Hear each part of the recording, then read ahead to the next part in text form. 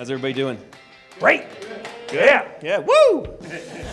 My name's Mike. I am the co-founder and CEO of Dogmite Games. We produce wooden gaming accessories. So think D&D, like nerdy market.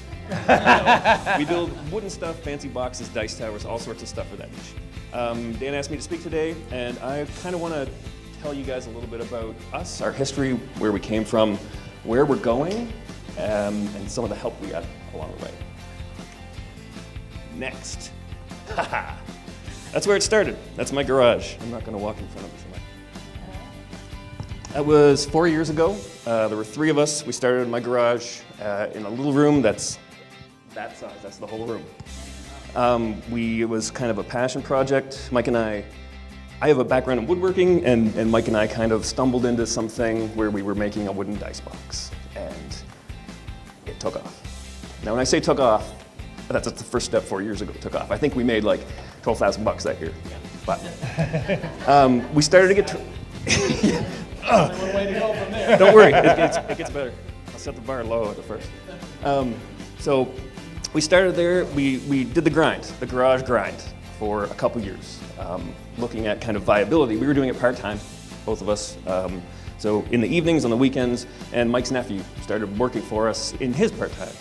And he'd do his day job, and then he'd come hang out with us for a couple hours and do us a solid.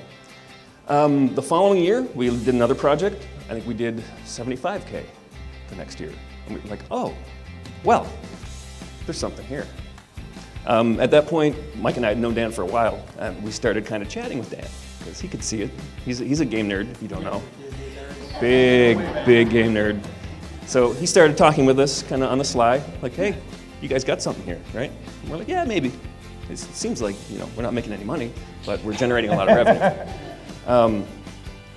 So that's when we started having more serious discussions with Dan. The following year, we did $250,000. We're like, wow, there is something here. And that's when we started taking Dan seriously. I remember the turning point distinctly. We would meet with him every couple weeks in the shop, in the tiny little dusty wood shop. And there was one conversation we had where we sat down and he told us, let me back up a bit. That year we had hired employees. We took out our first loan to push that growth towards $250,000. We had five guys at that time. Took out the loan, and it was great. Things are pumping. We're angling towards $250,000. Projections look good. We sat down one time with Dan, and he's like, all right, guys, you've got 30 days to get out of the shop. He's like, you guys belong in the office, pulling in business. He's like, that's where you go from here. And we fought him. We fought him for a tooth and nail for almost a long physically. Time. Tooth and nail. And Dan had spoken earlier about delegation, and that's kind of one of the turning point, I think, for us in our business, is learning to let that stuff go and have good people and train them well, because that will make your life a hell of a lot easier. It'll let you accomplish more. It'll get your head up. So when you're down there in the wood shop, or wherever you guys go, where you get your work done, your head's down. You're not looking at the big picture.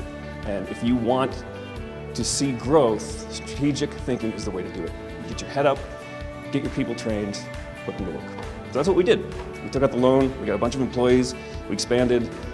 Last year we did $1 million in revenue.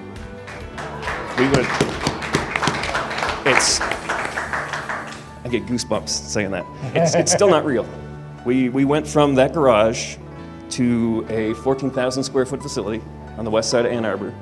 We have 17 guys right now. We have 24-hour staffing. We have a whole automated side of the shop that's CNC machines. We're projecting 1.4, 1.5 this year. Nice job. And the single thing, if I had to pick out one thing, was that talk with Dan. And learning to delegate, and learning how to train and how to be a leader, and valuing your time. So yeah, that's all our guys there. So yeah, it's been a hell of a ride. And one thing I want to touch before I let you come back up here, Dan, I don't want to steal all your thunder, is support. Dan talked briefly earlier about like objective viewpoints. So having him come in, we had met with you like once a month last year. We meet with Dan every week. even more often than that. When things are on fire, Dan's on speed dial. It's like the bat phone, the Dan phone. When like shit goes sideways, we're like, oh, call Dan. You know, get him in this office. Don't do anything. Oh yeah. Yeah. So thank you for that, Dan, and keep an objective viewpoint. And it's hard. You gotta swallow your pride. And we often ask him, like, look, man, hit us in the face, you know, because we're rough and tumble lumberjack kind of guys. And he came in subtle, and we're like, look, Dan, kick us in the ass. Tell us what we're doing wrong, and be direct about it. I wear my steel toes now. Yeah, right. So I'd like to thank you for that, Dan, and we intend to keep talking to you and keep the bat phone ringing. The Dan phone ringing. All right.